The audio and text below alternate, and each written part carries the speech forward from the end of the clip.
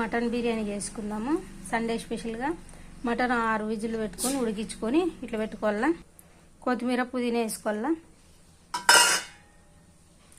కొంచెం అల్లం వెల్లుల్లి పేస్ట్ వేసుకోవాలా. కొంచెం గరం మసాలా వేసుకోవాలా.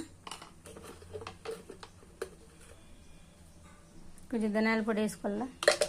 కొంచెం కారం పొడి కూడా వేసుకోవాలా.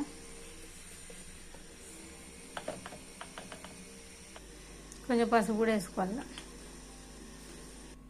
బిర్యానీ మసాలా వేసుకోవాలా. పెరుగు కూడా వేసుకోవాలా. హాఫ్ నిమ్మ రసం పిండుకోవాలా. కొంచెం ఉప్పు వేసుకోవాలా. బాగా కలుపుకోవాలా. బాగా కలుపుకుంటే బాగుంటుంది.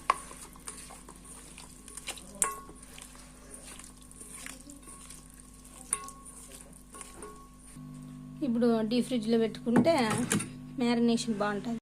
ఒక బాండ్లో పెట్టుకొని దాంట్లోకి నూనె వేసుకోవాలా.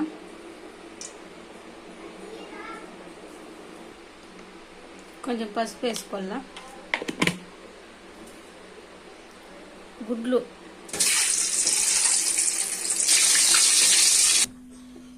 ఇట్లా వేయించుకోవాలా. ఆనియన్స్ వేసుకోవాలి.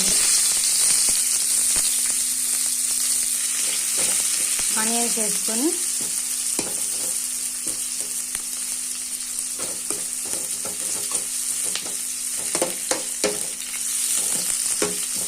బాగా వేయించుకోవాలి. ఇది బాగా వేయించుకోవాలి. ఇవన్నీ పక్కకు తీసి ఓ టమాటా పచ్చిమిరపకాయ వేసుకొని కొంచెం పుదీనా కొంచెం కొత్తిమీర వేసుకొని బిర్యానీకి వేసుకున్న ఐటమ్స్ వేసుకోవాలా. హోల్ గరం మసాలా వేసుకొని ఇట్లా బాగా కలుపుకోవాలా.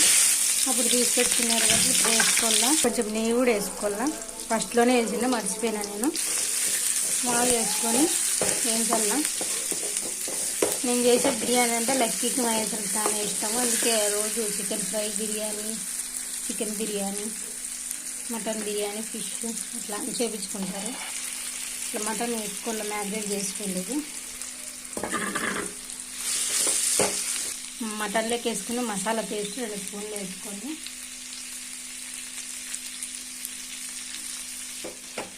బాగా కలుపుకొని మటన్ ఉడకబెట్టుకున్న నీళ్ళు కూడా పోసుకొని బాగా ఉడికించుకోవాలా. నీళ్ళన్నీ మిరిపోవాలా. మూత పెట్టేసుకున్నాము.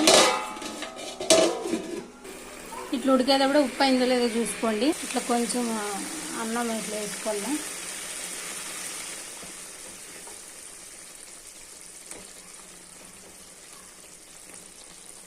కొంచెం మిరియాల పొడి కూడా ఇట్లా చల్లుకోండి.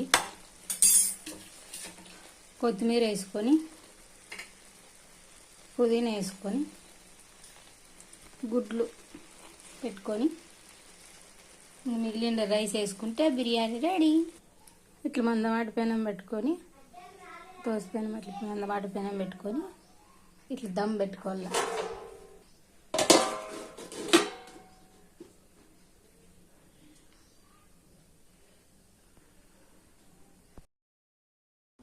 బిర్యానీ రెడీ.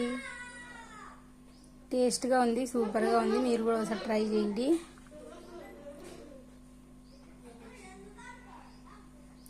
మటన్ బిర్యానీ సూపర్గా ఉంది.